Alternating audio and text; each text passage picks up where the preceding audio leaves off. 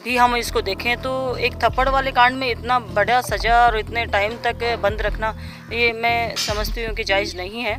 कहीं न कहीं सरकार की तानाशाही, जिन्होंने लोकतंत्र की हत्या की, उनका आज तक एक नोटिस जारी सरकार की तरफ से नहीं हुआ, उन पर जांच नहीं हुई। और एक थप्पड़ मारने वाले कौन सा नेता ऐसा है जिस पे मुकदमे दर्ज नहीं है? बहुत सारे हमारे विधानसभा के अंदर भी सैकड़ों मुकदमे दर्ज है बहुत सारे नेताओं पर, विधायकों के ऊपर। तो इतनी बड़ी सज़ा नहीं बनती है नरेश मीणा की। सबको पता है कि नरेश मीणा एक थप्पड़ मारने का मुलजिम है, और उससे बड़ा मुलजिम एसडीएम भी है जिसने लोकतंत्र की हत्या करी।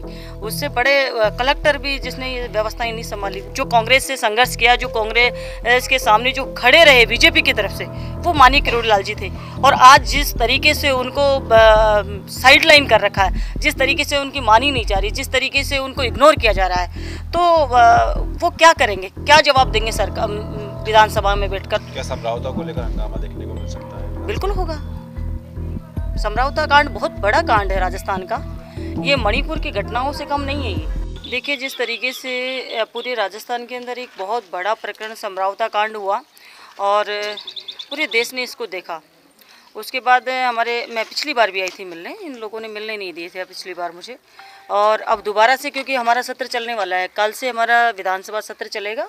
और जिस तरीके से हमने सवाल भी लगाए हैं कि समझौता कांड के अंदर आप लोगों ने क्या किया, क्या नहीं किया, उसके बारे में हम कल बात करेंगे। कल से हमारी जो प्लानिंग होगी वो पूरी तैयारी के साथ में। और आज मैंने नरेश मीणा से बात करने का इसलिए यहाँ निर्णय किया कि क्या क्या घटनाएं वहाँ पर हुई, और कुछ चीज़ें ऐसी भी हो सकती है जो कि हमारी नॉलेज में नहीं हो बाहर। तो इसलिए मैं यहाँ आज मिलने का मैंने इनसे विचार किया। और सबसे महत्वपूर्ण चीज़ है कि जिस तरीके से बंद रखा जा रहा है, जिस तरीके से जमानत नहीं हो रही है, मैं तो इसको एक निर्दलीय प्रत्याशी के रूप में नहीं, एक समाज का एक व्यक्ति है और एक आम आदमी के तौर पर भी हम इसको देखें तो एक थप्पड़ वाले कांड में इतना बड़ा सज़ा और इतने टाइम तक बंद रखना, ये मैं समझती हूँ कि जायज़ नहीं है।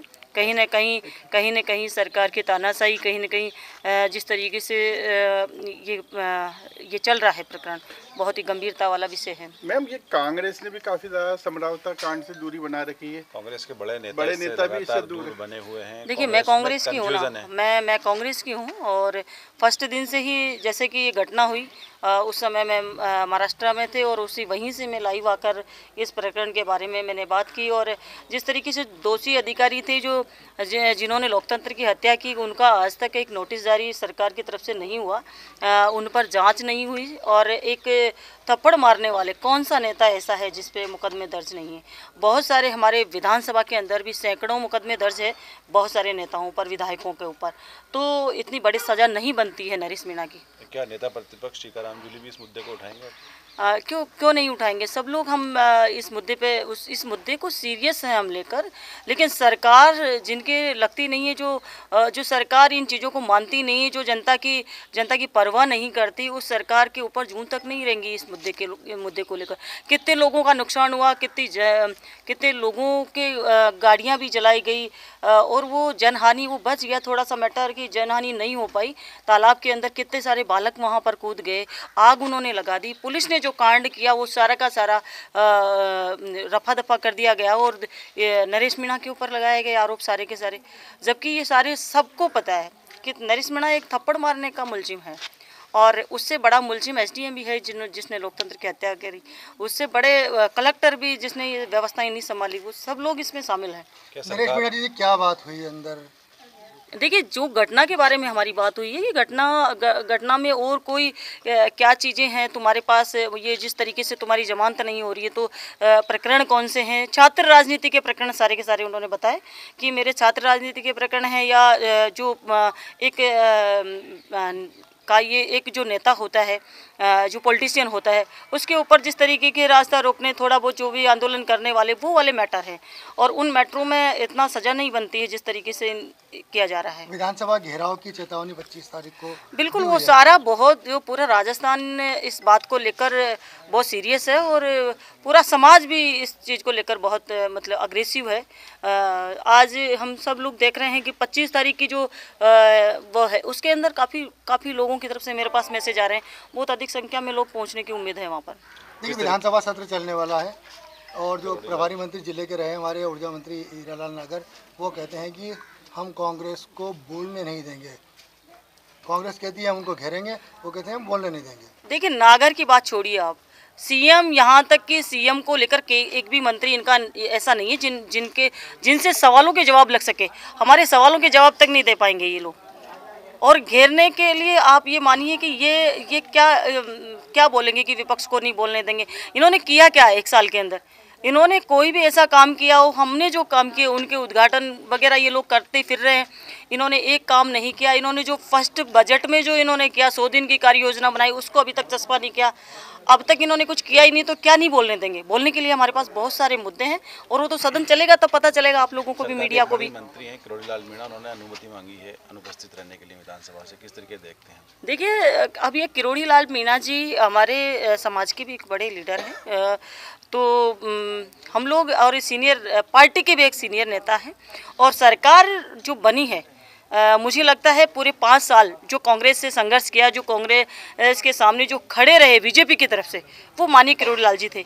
और आज जिस तरीके से उनको साइड लाइन कर रखा है, जिस तरीके से उनकी मानी नहीं जा रही, जिस तरीके से उनको इग्नोर किया जा रहा है, तो वो क्या करेंगे, क्या जवाब देंगे सरकार विधानसभा में बैठकर? तो इसलिए एब्सेंट रहने की अनुमति मांगेंगी।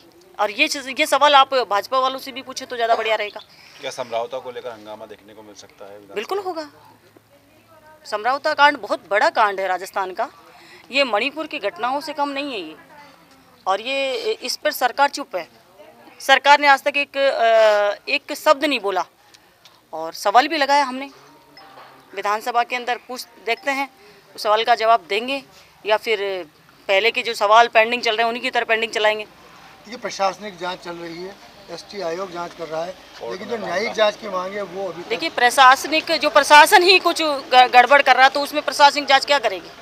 सब न्यायिक जांच की बात हो गई थी, उसके बाद में प्रशासनिक जांच इन लोगों ने करी है। प्रशासनिक जांच के लिए बोला है। प्रशासनिक जांच कोई बड़ा भाई छोटे भाई को नुकसान पहुंचा सकता है क्या? तो कोई उम्मीद वाली बात नहीं है कि प्रशासनिक जांच ये लोग ढंग से कर पाएंगे। लेकिन नरेश मीणा के समर्थक कहते हैं कि राजनीतिक षड्यंत्र है नरेश जी मीणा के कैरियर को खत्म करने का। देखिए राजनीतिक षड्यंत्र तो बहुत बड़ा है, राजनीतिक षड्यंत्र भी है। और राजनीतिक षड्यंत्र के अलावा जिस तरीके से इनको बंद किया गया है, जिस तरीके से बच्चों को मारा गया है, यहाँ पे जितने भी 50-52 जो बच्चे बंद थे उन सब के हड्डियाँ तोड़ी गई है, तो ये बहुत बड़ा मैटर है। ऐसा छोटा मोटा मैटर नहीं है। गाँव में जब मैं जाके आई हूँ, गाँव की महिलाएँ, गाँव के बच्चे आज भी उस दहशत को याद करते हैं तो रोने लगते हैं। इस पूरे मामले में कहीं ना कहीं कांग्रेस की देरी एक बड़ी चूक मानती है। अगर कांग्रेस चाहती शुरू में अगर घेराबंदी करती तो दूसरे तरीके के दृश्य हो सकते थे। आज कहीं ना कहीं चूक हुई है, मानती हैं? नहीं, चूक क्या विषय है? मैं खुद लगातार इस मामले में बात कर रही हूँ। इस पर बोलने से बचते रहे। शुरुआत से नहीं आती। नहीं पहुंचे। पूर्व डिप्टी सीएम सचिन पायलट। देखिए वो सांसद वाली बात तो सांसद महोदय कहेंगे, और सरकार के लेवल पे मैं भी कांग्रेस की हूँ, तो मैं तो मेरी बात कर रही हूँ और लगातार इस प्रकरण में मैं बात करती आई हूँ जैसे भी। और अब विधानसभा में भी देखने को मिलेगा आपको। अब घेरेंगे इस मुद्दे को लेकर? हाँ बिल्कुल बिल्कुल।